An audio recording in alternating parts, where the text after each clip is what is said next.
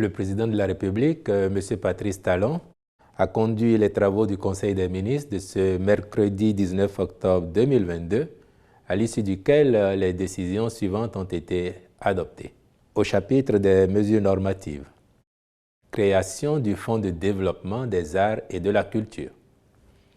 L'action du gouvernement dans le sous-secteur culture vise l'émergence d'une véritable économie culturelle dans notre pays, source de richesse et d'emploi.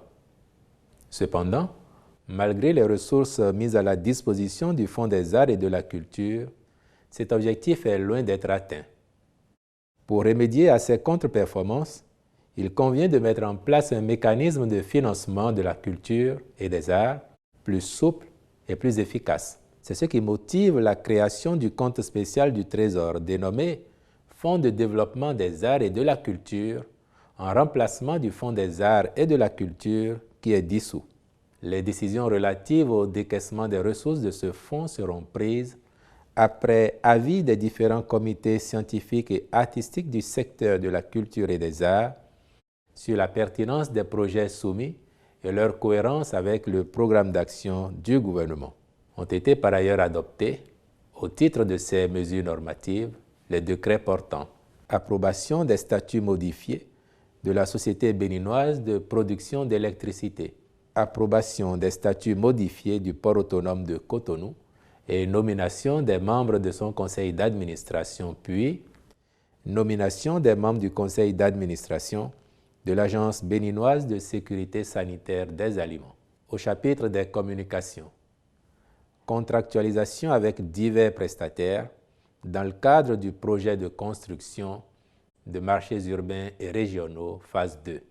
À la suite de la première phase, qui a consisté en la construction de 20 marchés modernes, dont la plupart sont achevés, cette deuxième phase concerne les marchés de Lokossa, Lalo, Kové, Ketu, Kandi, Wake, Peonko, Savalou, Yenawa, précisément le marché aux poissons d'Akpakpa, Ganhi, Saint-Michel, Hulakome et Zoka. Elle intègre aussi les travaux d'extension des marchés de PK3 à Cotonou, de Guéma à Parakou, puis le réaménagement de celui de Wando à Porto Novo.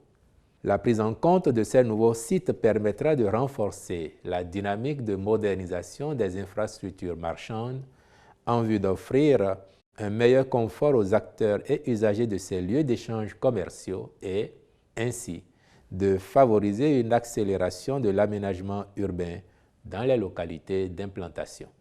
Le Conseil a donc autorisé la contractualisation avec des sociétés et cabinets qui devront conduire ces chantiers dans les conditions et délais prescrits.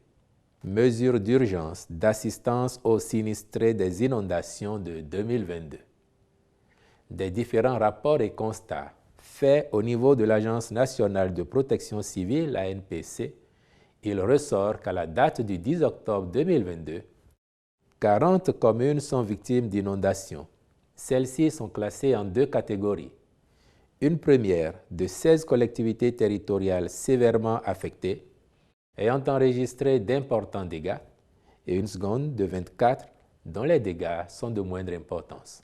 En raison des difficultés qu'éprouvent les sinistrés, le gouvernement a décidé de leur apporter les secours nécessaires dans une approche innovante.